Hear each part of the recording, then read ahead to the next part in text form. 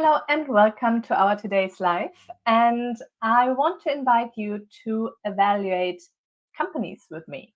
And the background story is that I had a call the other day with one of my investors, and we were discussing this investment opportunity. You might don't know that I'm responsible for capital raising for a UK company that are that buys small and mid-sized engineering companies around the UK and specialized more in the region of Manchester. So, and because our investors in Germany are not really happy right now with the profits of the real estate investments, they are looking for alternatives. And this is one of them. And they are really happy with 12% per annum on interest they are making. So this is how this came up. And based on this conversation that I had, I realized some similarities that I had as well with discussion that I had as well with investors when we discussed opportunities when it came to real estate. So the language with the language that investors are using in different countries is really different sometimes. And I realized that the first time when I worked with a company in Germany as a real estate developer, and we were revitalizing shopping centers in Germany. And I worked with a Dutch team, basically. So my boss was Dutch and our investors were Dutch as well. And this was the first time I realized that the calculation and the perspective and the thoughts and the mindset are so different from that I used to know and I used to learn already at this time. And especially when it came to the valuation of properties, of businesses, and how you handle that. And they told me that they are basically more focused on the evaluation, how the UK is doing it, and that they are more into this, into this dynamic evaluation system than in the static. When later, when I was older, I did the education as a real estate appraiser in Germany. And I understood better what they meant because the evaluation methods that I learned was really static. So in Germany, they try to have KPIs for all over Germany. So it's not really specific for the location. Of course, right now, every region has their own KPIs and they calculate it in a different way. So you have to know how they calculate it, that you can use the KPI appropriate to this evaluation you make. But they are trying to make it basically equal for whole of Germany. And this is a little bit, well, I question myself if this makes so much sense because like Germany in the different regions are really, really different. And obviously with fixed and static KPIs, it's not really a mirror or helpful for investors itself because as we all know, like we live in a dynamic world and with static KPIs, it might be a wrong perspective for an investor. So this is at least my experience that I had, and I appreciate the methods and the perspective of the British people or the British perspective even more. And I want to talk with you about this as well when it came to evaluating companies, because this is what I realized. Again, the same thing basically, just for companies. So when I talk with, or when I had this call with my investor, we were talking about the evaluation method of the company. And I was surprised about my reaction because I was like, okay, wait a moment, I had this already when it came to real estate. but I wasn't aware of the situation that investing in the UK or like doing business in the UK is so much different than doing this in Germany. I understood it at this time for real estate, but now I had the same story again for businesses. And I'm just, since I'm living in the UK right now, I'm really, I'm open-minded talking to different investors all over the world. And I learned that we define the vocabulary that we are using, because there are a lot of misunderstandings using the same vocabulary, but meaning a totally different thing. And sometimes even, and I said it as well in the last video, when we had the KPIs for properties, that it can be a total different methods how to calculate this KPI, because they just take other numbers based for this calculation. And since I had this call, I thought, okay, let's dive deep into this topic as well, how to evaluate companies, and maybe how I want to walk you through how you do this step by step, what you have to focus on, and where are the differences as well. So, and this is what we are doing today together. And obviously, I have, again, a little bit something written down that I can walk you through. So let's start with this, what we are doing basically before we start evaluating, okay? Or when we start evaluating. The easiest thing is, and like everybody is basically they're the same, focusing on the numbers. So you try to get an overview of the numbers in the first step. And then you look for points and for key points that you can compare the companies as well, if they have historical database, that you can really try to compare different companies. So when I compare this now with the properties, and there is a method as well where you compare the properties, especially if you have a flat, with a flat, you're using a method to compare the properties. It makes it really hard, and a lot of people, especially if you have private buyers, they, if they compare properties, this is really wild, because they compare apple with pears.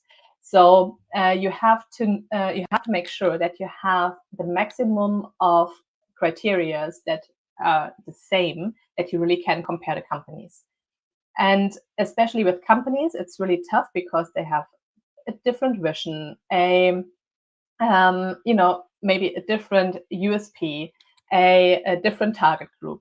So you have to make sure that you have basically as much criteria as possible that you can really compare the companies. I just want to share this thought with you at this point, because it might give you some problems, and you come up with especially in negotiation with a company, you can't really compare with the one you are investing in or you want to buy. Then obviously the market possession and the competitive advantage, what I already said. You're analyzing the management team and the growth potential of the company. And then obviously all the documentations, the legal and the operational ones and the financial ones, I put this into the first point when you have all the financial data. And then you try to understand the risks that the company might have and the hidden liabilities that they have. And you find this usually in the legal paperwork or in the operational paperwork. And then you go and choose the valuation method of your choice. And here we come to the different evaluation methods that we have available when it comes to evaluating a company. So in the UK, when we are raising capital for our companies, or like we are buying companies, usually we are using the time revenue method. So this is the word for that, the correct word for that. So basically, you take the revenue and you choose a multiplier for this industry and you multiply it. And then you have the valuation of this company. Or you can take the asset method, where you look specifically on the assets in the company. So obviously, in the engineering business, you have a lot of machines, and these are or properties, and these are kind of assets you want to evaluate as well. And these are the two things, and as well to compare it, the comparison method. These are the things you are basically looking in the UK in. So I'm sorry for that. My Siri is coming up again. So sometimes my Siri is just popping up. And compared to Germany, Germany is using, for example, the discounted cash flow method. And this was the, when I talked to my investor as well, this was the first thing it popped up. And I said, okay, wait a moment. I wasn't aware of that we are doing this. So let me dive deep into this topic. Why don't we do that and what we need for that? And all the things that's happened here. And why is it so interesting for them? So for the discounted cash flow method, you need a lot of data. And this is basically a method that is really often used in Germany. So here we have the differences, because German investors have a totally different perspective on investments. They are looking more for stability and for sustainability, while the UK businesses are, the perspective is a different way on innovation, on growth, and on, like in general, from the feeling, I say, well, the Germans are more traditional and static with all they were doing, especially in investments, and the in the UK and as well in the Netherlands, because they are focused, as I said already, more in the UK direction. This is more dynamic. So this is the huge difference, which I can still feel when I talk to people. And you can see this as well in the methods they're using to evaluate properties, companies, and investment opportunities.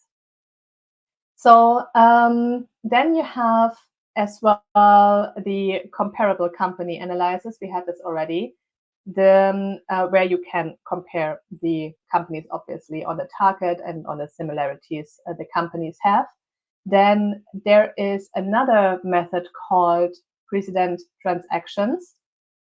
And they look basically at the prices, how they were paid for a specific company in this industry.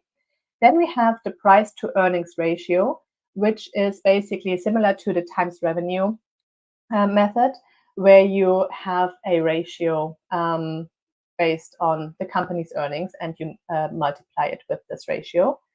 And then you have the entry valuation, which I think is a really interesting thought, because this basically compares like what it would cost. And here's Siri again. I have no idea how can I turn it off. So sometimes nothing happens at all, and sometimes it's popping up all the time.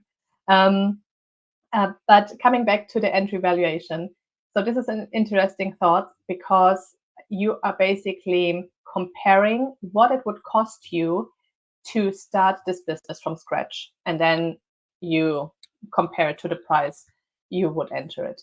And usually, like, thinking about investments, and if you would start, like, when I was starting my entrepreneurial journey, I was never thinking about like buying a business. Why should I? I can start my own one. And it was totally clear that I will start my own business.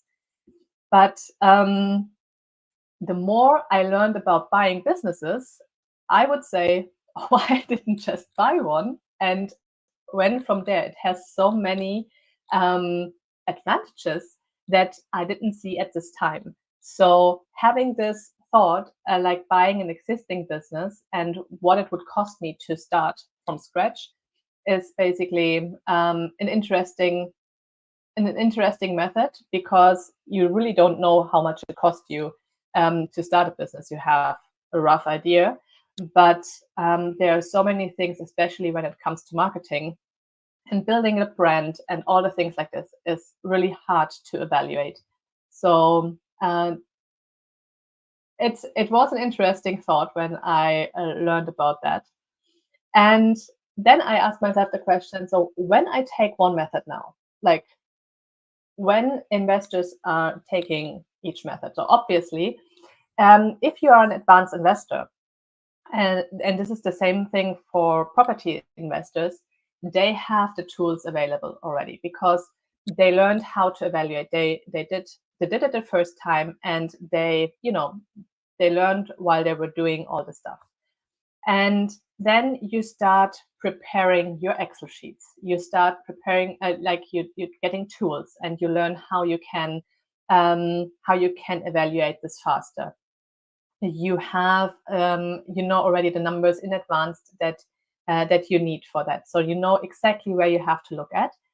But what it makes as well for this or with these investors is that they are focusing oftentimes on a specific region, because they know the region better. So they are getting in their comfort zone, and they miss out a lot of opportunities out there. On the other side, advanced investors know exactly what they want, because they have so much experience already that they know, okay, I don't want this direction anymore. I just want this. For example, I want investments in this area because I can drive there. Others said, well, I prepared everything that I can maintain and manage my property investments remotely, and I don't care where they are, because I have everything in place. It really depends on the investor and how what experience they had and made, and in which direction they want to go. But the more advanced you become, the more focused and laser focused you are with the evaluation, and especially if you know exactly what you want and in which direction it should go. And this makes it so tough as well, because if you start out like this, you might miss out a lot of opportunities that suit you better, because you are already in this, in this focus, how to do it like they do it. So I love to keep it basically open and to learn the pros and cons of every direction in order to make a good decision for investor beginners, that they know, okay, I like this more, and now I go in this direction. I feel more comfortable with this. It's just like it has to fit to your investment portfolio, to how you feel comfortable, that you can sleep at night. So the investment has to fit to you, and you have to figure out it over time.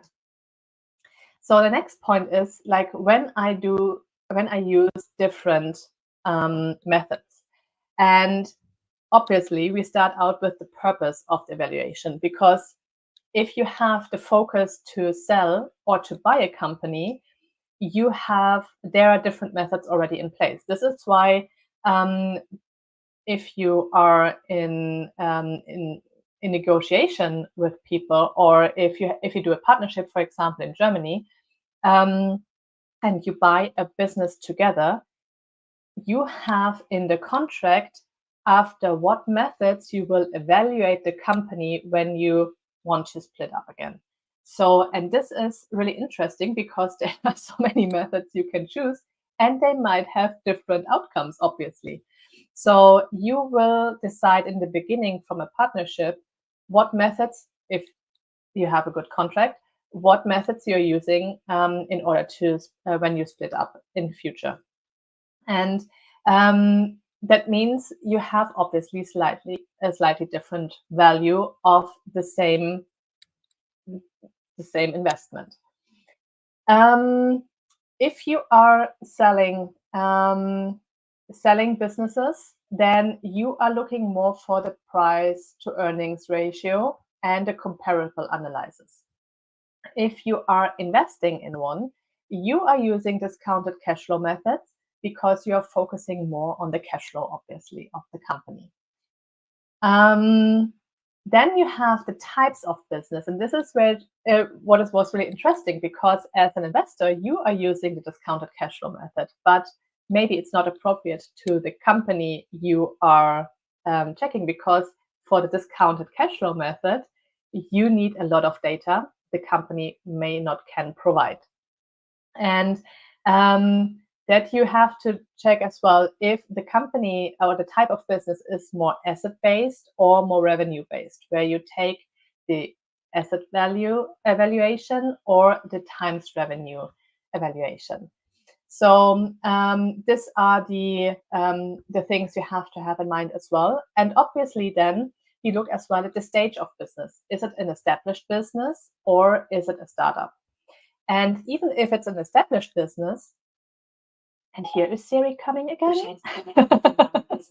So, and even if it's an established business, depending on the history, you might not have the data already like in your hand. You have to search for the data because they might not have all the digitalization and automation yet, what makes it so interesting to buy.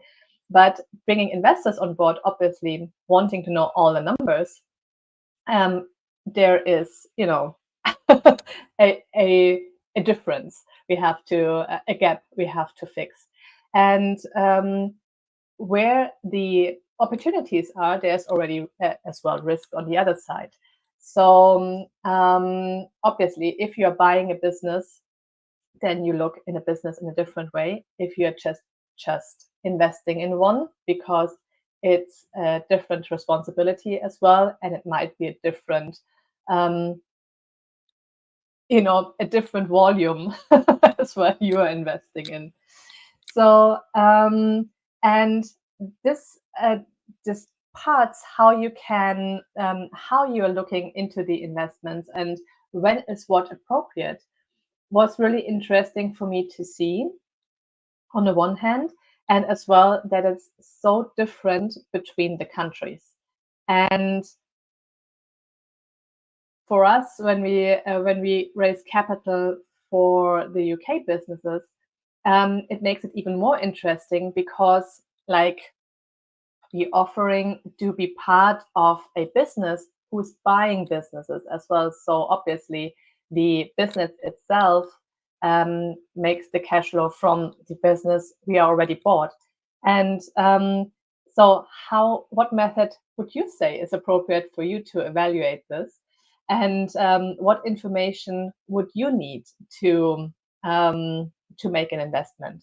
Because this is something, if you start something new and something which is not really common, to give people the opportunity to be part of an opportunity.